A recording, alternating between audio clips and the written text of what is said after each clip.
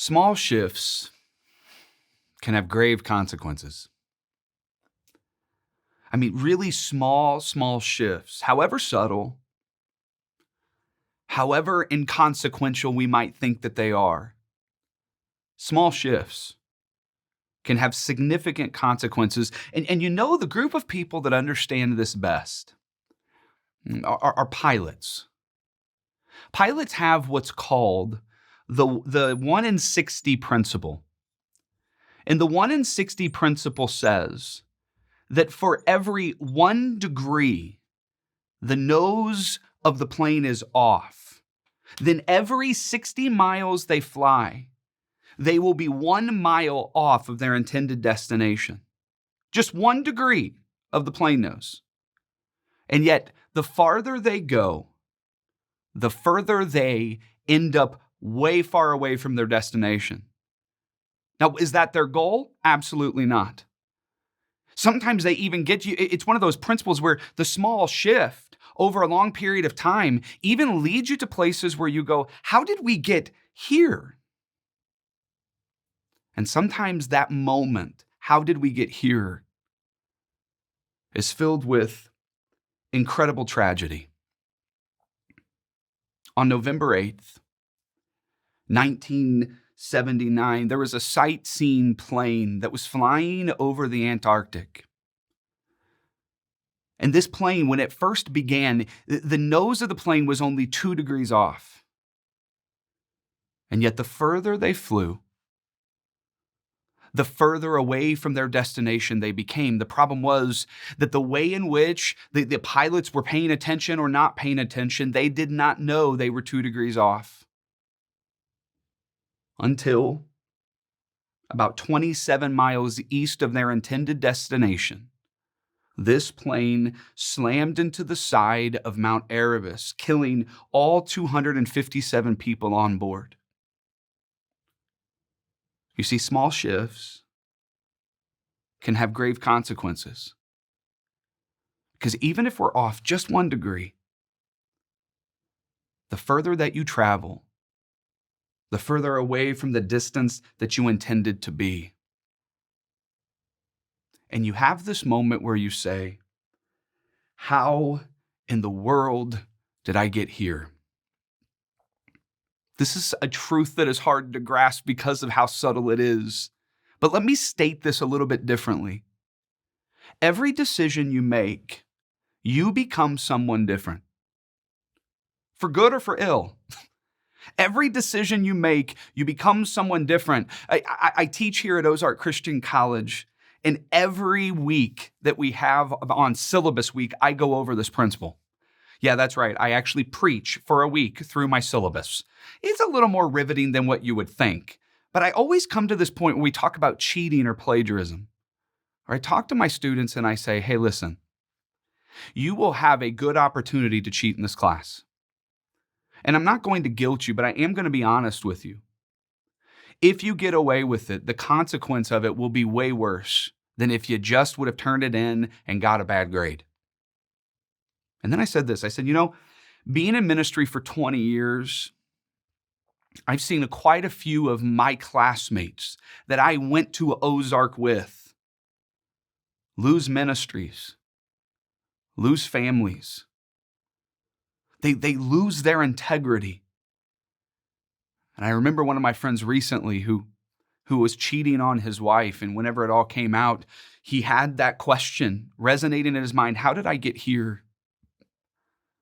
And one of the things that was interesting is we began to talk and reminisce about his time in the dorm. And he began to remind me of whenever he used to go around bragging about getting a B on a paper, even though he had cheated. At the end of each semester, he would laugh because he wouldn't have read any of his textbooks, and he still got good grades. But one of the things that him and I, neither one, knew back then is that he was in those decisions of deception, the nose of his plane was moving just 1 degree off. And after 15 and 20 years of traveling, he was very far away from the destination he intended to go to. Every decision you make, you become someone else. And small shifts can have grave consequences.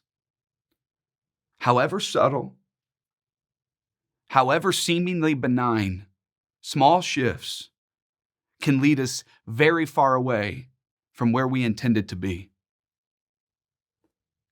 And it is that story, it is that question, how did we get here, that's important for us to wrestle with, because that would have surely been on the hearts and the minds of the Jews in exile under Babylon in the book of Daniel. But instead of going to the book of Daniel to get the answer to that question, I want to start off in the book of Isaiah. Isaiah chapter 1, it begins in a very brutal way. It begins with God talking in a very uncharacteristic way. Because when you're reading Isaiah 1, one of the questions that you ask is, geez, God, why are you so angry? I mean, listen to how he begins in verse 10, Isaiah 1, verse 10. Hear the word of the Lord, you rulers of Sodom. He's talking to the nation of Israel. This is right before the exile. And Isaiah is saying things are going to go south real quick. Listen to the instruction of our God, you people of Gomorrah. He's talking to the nation of Israel. And in case you didn't know it, you don't want Sodom and Gomorrah on your resume if you're trying to apply for a job with God. The multitude of your sacrifices, verse 11. What are they to me, says the Lord? I have more than enough burnt offerings of rams and the fat of fattened animals. I have no pleasure in the blood of bulls and lambs and goats. When you come to appear before me, who has asked this of you, this trampling of my courts? Stop bringing meaningless offerings. Your incense is detestable to me. New moons, Sabbaths, and convocations. I cannot bear your worthless assemblies. Your new moon feasts and your appointed festivals I hate with all of my being. They have become a burden to me,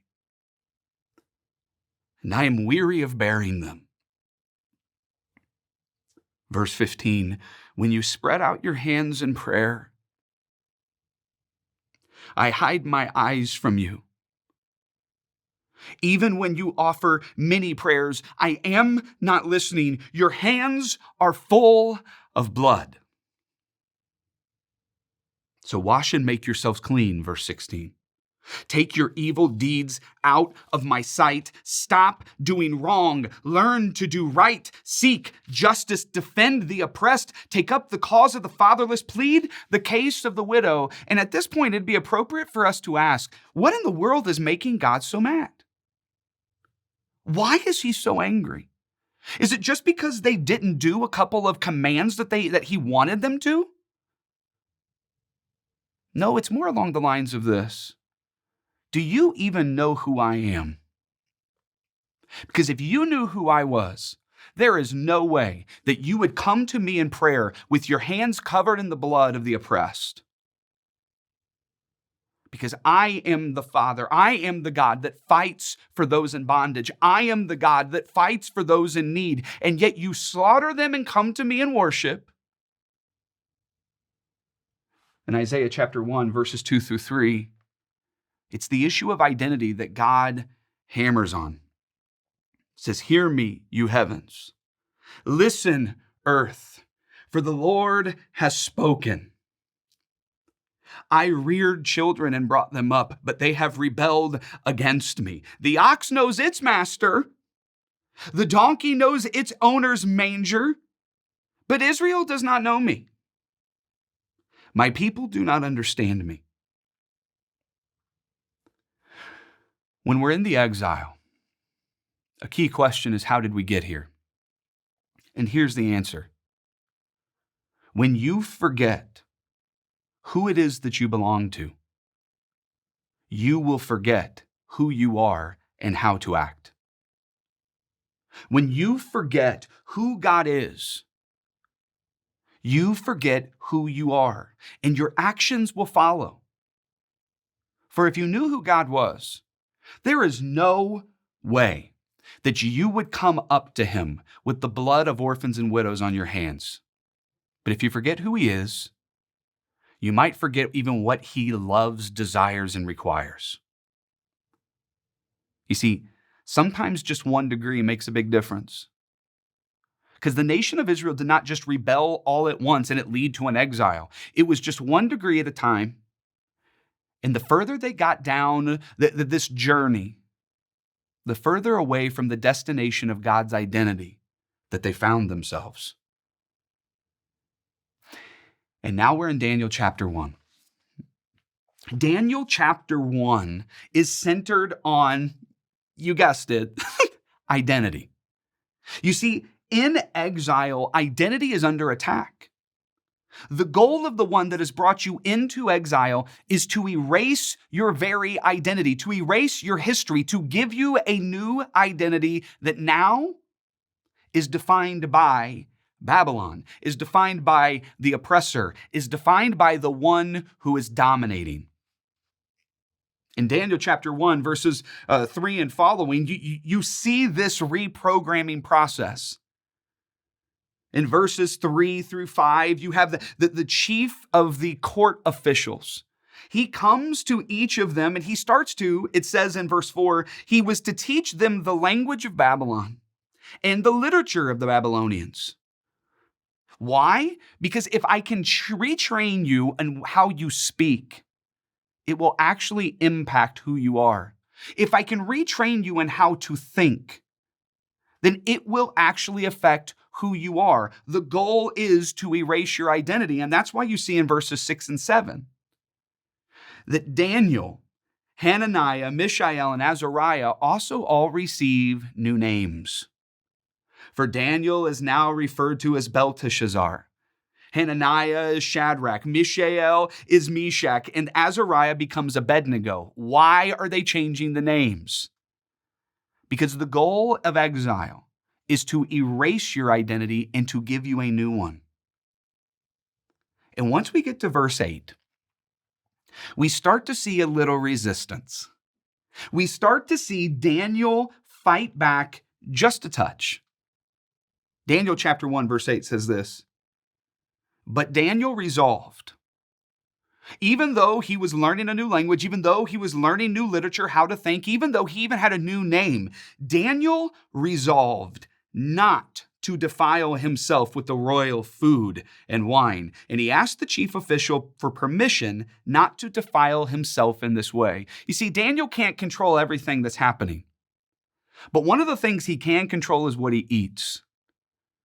And if you've read any portion of the Old Testament, you know there are a lot of laws about what to eat and what not to eat.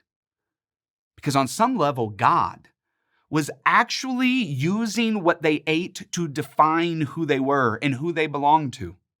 So if Daniel changes his food, it actually is a way to solidify him losing his very identity. And I know, you're thinking, food's not that big of a deal. Listen, 1 degree can make a grave difference, significant, for better or worse. And this is Daniel's 1 degree, to hold on to who he is in the midst of exile. The problem is, it puts the chief official in a very awkward situation. Because the chief official's job, and he's accountable to the king, he's accountable to Nebuchadnezzar, the chief official's job is to make sure that these new foreign people in Babylon get the proper training to become the wise men and the officials and the administrators so that they can help run Babylon as Babylonians. But if their diet does not match up to the level of the diet that Babylon requires, and this official allows them to change their food, his head could roll. And that's what he says to him. He's like, yo, this is actually a big deal. I'm required to give you this food. So Daniel and his friends, they come and they say, let's make a deal. How about for 10 days? Let's just test this for 10 days. If we stick to our diet, after 10 days, if we are starting to decline, then we will eat your food. And the chief official is like, all right, fine, 10 days. That's all I'm going to give you. Then we'll reassess it. And if it's not going well, you're going to do what I say so that I don't die. That seems fair. 10 days goes by. And what happens? Well, in verse 19, it says the king, Nebuchadnezzar, talked with them, talking about Daniel and his friends, and he found no one equal to Daniel, Hananiah, Mishael, and Azariah. So they entered the king's court. Now, don't miss the point. The point of the story is not about obedience. It's not about making sure I obey the laws of God because then good things will happen to me. That is not the point of Daniel chapter 1. The point of this story is this: identity is worth fighting for, even just 1 degree. Because whenever you're in a moment where your identity is not just threatened, but it is attacked, clinging to the identity, even through just one way, only one thing you can control, gives you the ability to endure, to triumph, to overcome in exile. Here's the point. When it comes to identity, actions matter. Even a small sin matters, and we should take it more seriously. I mean, sometimes we ask ourselves this question: how did we get here? After 25 years of marriage, how did we get to this moment where we're now experiencing a divorce? 1 degree. After 30 years of ministry, how in the world did I fall because I slept with this other person? 1 degree. After 35 years, how is it that over the last 6 years I've not talked to any of my children? 1 degree. Our actions matter because subtle shifts can have grave consequences. And over time, the further that you go on this journey, you end up further and further away from the destination you intended to go to. When it comes to identity, who you are should determine what you do, not the opposite. And if your actions don't match your identity, then maybe it's time for a change.